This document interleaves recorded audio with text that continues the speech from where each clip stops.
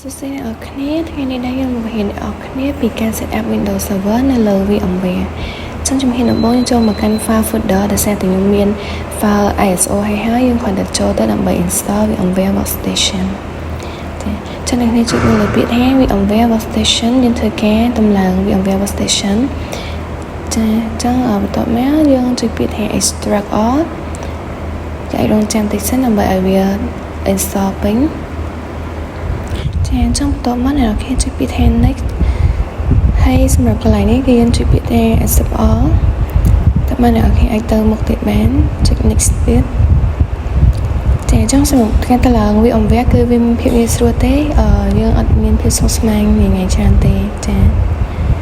ចឹងកន្លែងនេះអ្នកនរគ្នាមិនបាច់ take ពីនឹងទេអ្នកអាចដក take នឹងបានកុំឲ្យវាញ៉ៃចាចឹងតមកពេលអ្នកអត់ដក take ហើយអ្នកចុចពាក្យថា next បានសម្រាប់ VMware នេះគឺខ្ញុំអត់ដាក់វានៅលើ desktop ទេគឺខ្ញុំ select យកពាក្យថា Start Menu Program Folder ចាចុងតមកយើងអាច install បាននេះតទៅពីអ្នកនរគ្នា install បានហើយនឹងអាចចុចពាក្យ Finish តមកយើង search ទៅកាន់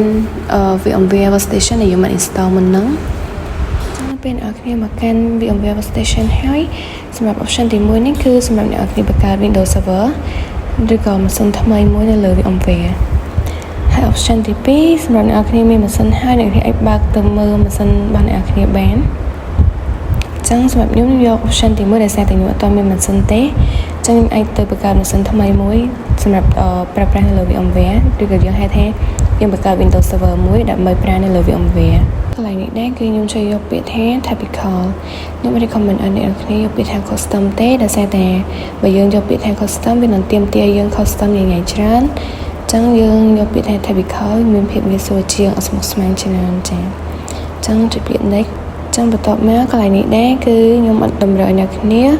យកទី2ទេបើសិនជាអ្នកគ្នាយក option ទី2គឺពេលដែលយើងដាក់ file ISO ហើយវានឹងទាមទារ license ពីអ្នកនរគ្នាចឹងយើងអាចយក option ទី3មកហើយយើងអាចទៅមុខបន្តទៀតបានកន្លែងនេះដែរដោយសារតែយើងធ្វើការ set up Windows Server ចឹងឯងខ្ញុំធ្វើការជួយយកពាក្យថា Microsoft Windows ចឹងសម្រាប់ version ដែរគឺអ្នកនរគ្នាអាច select យក version 2025ក៏បាន Windows Server 2022ក៏បានដែរតែសម្រាប់ខ្ញុំយក Windows Server 2022ឲ្យទៅជាមួយនឹង requirement របស់ខ្ញុំដែលសារតែខ្ញុំមាន file ISO 2022ហើយចឹងខ្ញុំធ្វើការ select យកពាក្យថា Windows Server 2022ដើម្បីឲ្យត្រូវមួយ requirement របស់វាចឹងសម្រាប់ location ដែរគឺខ្ញុំដាក់វានៅលើ drive D ហើយយើងបង្កើត new folder មួយដាក់ឈ្មោះថា VMware អ្នកនរគ្នាអាចមើលតាមខ្ញុំបានហើយធ្វើតាមខ្ញុំបានណាអ្នកនរគ្នាហើយបន្ទាប់ទៀតគឺខ្ញុំជ្រើសយកទំហំ HD របស់យើង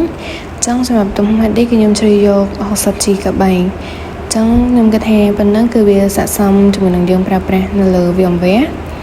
ហើយបន្ទាប់មកខ្ញុំយកពាក្យថា store នៅលើ single file អញ្ចឹង HD របស់យើងខ្ញុំយក single file ដោយសារតែវាស្រួល copy ហើយណាមួយយើងអាច transfer ទៅឲ្យគ្នាយើងឬក៏ក្រុមការងារយើងគាត់ប្រើប្រាស់បានដូចគ្នាដែរប៉ុន្តែអ្នកគ្នាយកទី2គឺអ្នកខ្ញុំបាយ file ទៅជាច្រើនចង់ file HD របស់អ្នកគ្នាគឺវាមិនបាយទៅជាច្រើន file ចង់សម្រាប់ខ្ញុំយកតែមួយទេដោយសារវាមានភាពងាយស្រួលជាងអត់ស្មុគស្មាញចង់បន្ទាប់មកអ្នកគ្នាអាចបន្តទៅមុខទៀតចំណុចនេះដែរគឺយើងចូលមកដល់វគ្គ customize hardware អញ្ចឹងកន្លែងហ្នឹងអ្នកគ្នាអាច customize ទៅតាម performance ឬក៏តម្រូវការរបស់អ្នកគ្នាបានហើយអ្នកគ្នាចង់បាន memory ប៉ុណ្ណាទំហំប៉ុណ្ណាទៅតាមតម្រូវការឬក៏ចំណង់ចំណូលចិត្តអ្នកគ្នាបានដែលគិតថាងាយស្រួលចង់សម្រាប់ខ្ញុំដំបូងខ្ញុំយក memory 4GB ដោយសារតែខ្ញុំមាន RAM 16GB ចង់ខ្ញុំ recommend អ្នកគ្នាដាក់តែត្រឹម 4GB បានទេបន្ទាប់មកកន្លែង processor គឺខ្ញុំយកតែ2ទេខ្ញុំអត់ change ទេគឺខ្ញុំដាក់ប៉ុណ្ណឹងឬក៏កន្លែងហ្នឹងអ្នកគ្នាអាចដាក់លើសហ្នឹងក៏បានដែរដើម្បីឲ្យ Windows Server ដើរលឿនទៅមកទី3គឺខ្ញុំជ្រើសយកពាក្យថា ISO ចង់យើងទៅកាន់ file ISO ដែលយើងបាន install រួចចង់យើងចូលទៅកាន់ file ISO របស់ខ្ញុំ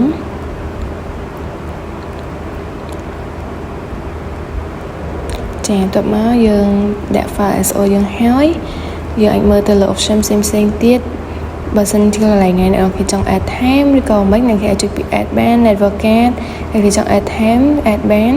ចង់សម្រាប់ខ្ញុំតែប៉ុណ្្នឹងទេខ្ញុំអត់ add time ទេខ្ញុំសេរីតែប៉ុណ្្នឹងទេអញ្ចឹងខ្ញុំអាចចុចពីថា close បានទេ ចាចង់ finish ចង់កន្លែងនេះដែរយើងបានម៉ាស៊ីនថ្មីមួយ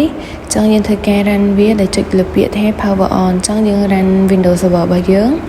កន្លែងនោះដែរអ្នកគ្នាកុំចុចទៅលើពាក្យថា I finish installing អ្នកគ្នាឲ្យរងចាំឲ្យវា run ឲ្យចប់សិន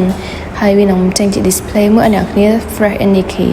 ចង់ពេលអ្នកគ្នា fresh any key វានឹង loading file ឲ្យអ្នកគ្នាបន្តទៀតចង់ពេលដែលវា loading file ចប់ហើយយើងចូលទៅកាន់ interface បន្តទៀតចង់កន្លែងនេះដែរអ្នកគ្នា keep វានៅតែទៅយើងមិនឆេញទេយើងយក IntelliJ default ហើយអ្នកគ្នាចុចពាក្យថា next បន្ទាប់មក install ចង់អ្នកគ្នារួមចាំតិចសិនចង់កន្លែងនេះអ្នកគ្នាកុំជ្រើសយក option ទី1អ្នកគ្នាយក option ទី2មកតែ option ទី1ពេលអ្នកគ្នាset up ទៅគឺយើងត្រូវការអ្នកគ្នាសេ command line ច្រើនចង់អ្នកគ្នាដឹងហើយថា Windows Server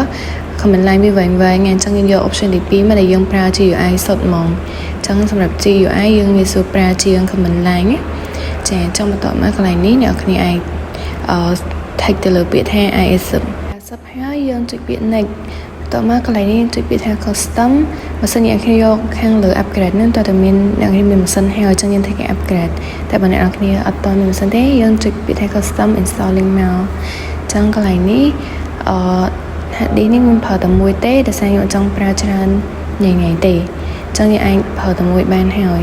អញ្ចឹងយើង next កន្លែងហ្នឹងអ្នកគ្នារងចាំតិចសិនដើម្បីវា install ពេញ